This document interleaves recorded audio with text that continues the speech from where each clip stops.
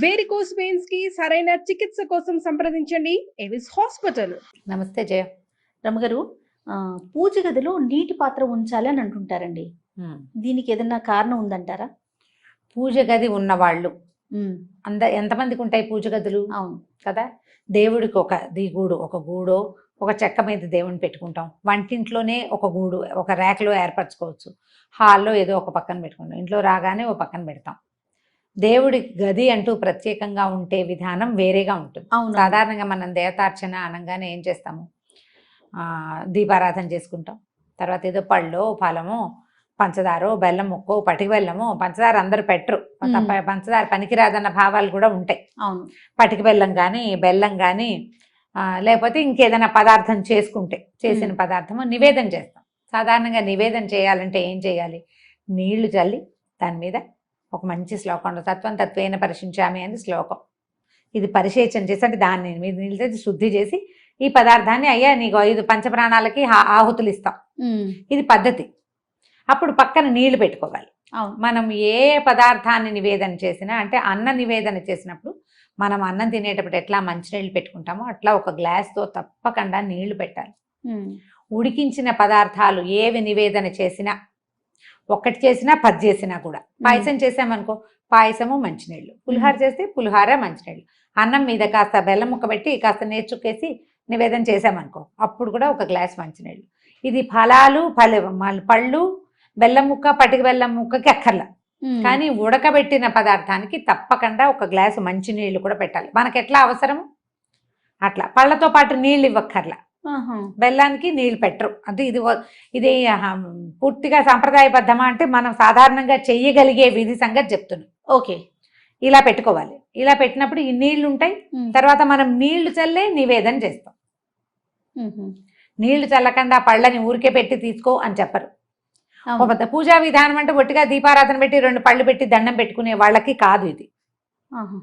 ఇట్లా నివేదనగా చేయగలిగే వాళ్ళకి, ఆ రకమైన మంత్రాలు నేర్చుకునే వాళ్ళకి పుస్తకాల్లో ఉంటాయి. అవి చదువుకుని నివేదన చేయాలంటే మనం సత్యనారాయణ వ్రతం చేసినప్పుడు బ్రాహ్మణాయన వచ్చినప్పుడు చెప్తాడు కదా, అవును, నీళ్ళు చల్లి చెబుచ్చండి, చేయి చూపించండి, ఇలా చెప్పండి. మనకు మంత్రం చెప్పకపోయినా ఆయన మంత్రం చెప్తాడు, మనతో క్రియ చేయిస్తాడు. అవును కదా. అది అలవాటు చేసుకుంటే ఇలా చేసినప్పుడు మనం నీళ్లు పట్టుకెళ్తాం కదా నివేదన చేయటానికి పోనీలుగా, ఆ నీటిని అక్కడే ఉంచవచ్చు. నీళ్లు జీవనాధారం. నీరు ఎక్కడుంటే అక్కడ జీవం ఉంటుంది. నీరు లేని చోట జీవం ఉండదు కదా.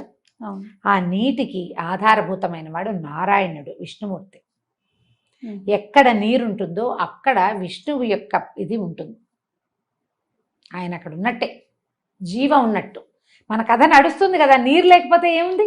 పక్షులు కూడా నీటి కోసం వలసపోతాయి వెతుక్కుంటూ, జంతువులు నీటి కోసం వెతుకుతాయి. మనము నీరే కదా మన జీవనాధారం. గాలి ఎంత అవసరమో నీరు కూడా అంతే అవసరం. నీటిలో ఉండేది గాలే కొంత. అవును అవును కదా.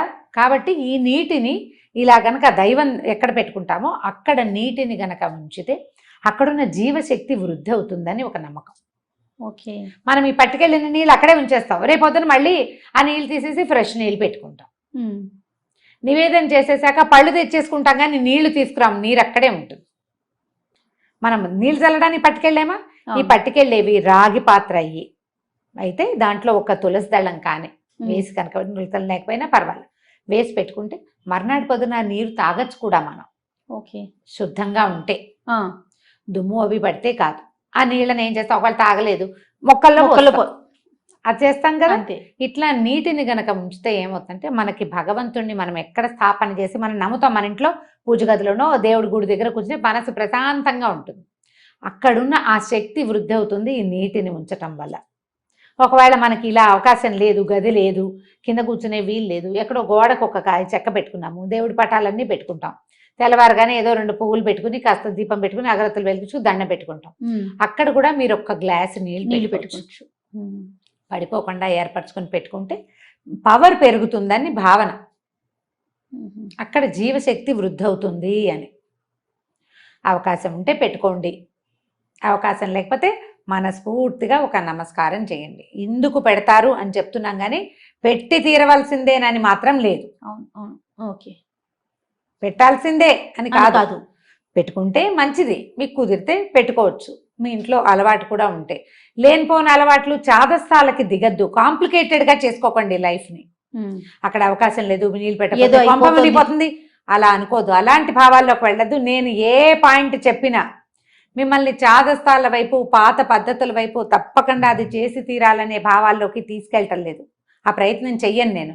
మీకు అవకాశం ఉంటే చేసుకోమంటారు. చేయండి, ఆసక్తి ఉంటే. ఒకవేళ మీరు పెట్టదలుచుకున్నారు, మీకు అవకాశం ఉంది, ఇంట్లో పెద్దవాళ్ళు వద్దన్నారు అనుకోండి, అప్పుడు పెట్టద్దు. మన ఇంట్లో అలవాట్లేదు, ఇప్పుడు నీళ్ళు పెడితే ఏవేవో వస్తాయి, ఏం అవదు, మంచే. కానీ వాళ్ళు వద్దు అంటున్నప్పుడు ఎందుకు? వద్దంటున్నప్పుడు చెయ్యొద్దు. దాని బదులు ఇంకొకటి చేయొచ్చు, చెప్తాను. మన వాకిట్లో కానీ, మేడ మీద కానీ, మన బాల్కనీలో కానీ పక్షులు తిరుగుతూ ఉంటే ఈ ఎండాకాలం రోజు ఒక బౌల్తో నీళ్ళు పెట్టండి. భగవంతుడి దగ్గర పెట్టిన దాంతో సమానం. జీవాలకి మనం నీరిస్తున్నాం, మరి నీరే జీవనాధారం అని చెప్పుకున్నాం కదా. ఆ నీటిని ఇచ్చినందుకు భగవంతుడు మనని కరుణిస్తాడు. ఇది గొప్ప సహాయంగా పరిణమిస్తుంది. ఎలా దేవుడి దగ్గర నీళ్లు పెడితే ఫలితమో, పక్షులకి నీరు పెట్టినా కూడా అంత మంచి ఫలితం కూడా లభిస్తుంది. ఆహారం వేయకపోయినా పర్వాలేదు, అవి పురుగులో ఒడ్లో ఏవో ఒకటి వెతుక్కుని తింటాయి. నీటికి ఆవురావురు అనిపోతూ ఉంటాయి, మనలాగానే అవిను. అవును. వాడు ఎండలేని చోట కొంచెం నీరు పెట్టండి. ఒకవేళ అలా కుదరనప్పుడు ఇలా చేసుకోండి. ఇది మంచిది, మనకు ప్లస్ అవుతుంది, పాజిటివ్ ఎనర్జీ. అది అవకాశాన్ని బట్టి చేయండి. దీన్ని అయితే ఎవరు కాదనేది కాదు కదా. ఎవరు కాదంటారు కదా, అది పెద్దవాళ్ళు కాదంటాం. మన ఇంట్లో అలవాట్లేదు, మనకి లేదు, లేనిపోని చాదస్తాలకి వెళ్ళొద్దు, అలాంటి అలాంటివి ప్రశ్నలు ఏమి ఉండవు. ఉండకుండా ఉంటుంది. ఇది మంచి పద్ధతి. సూపర్ అమ్మ గారు, నమస్తే అండి. నమస్తే చేయ.